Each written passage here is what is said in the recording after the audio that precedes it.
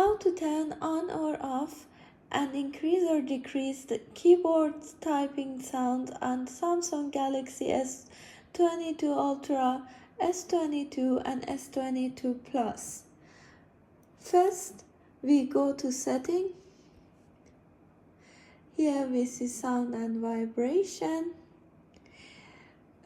system sound. Here you can see we can increase or decrease.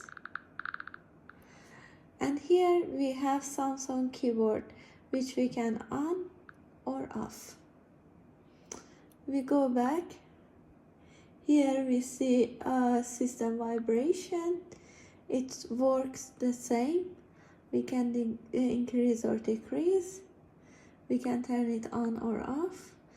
Let's check.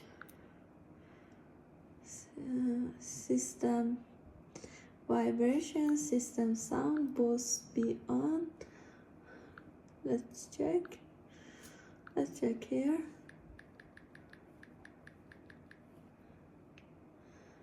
Now we turn it off.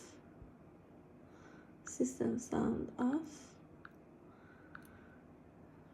System vibration off.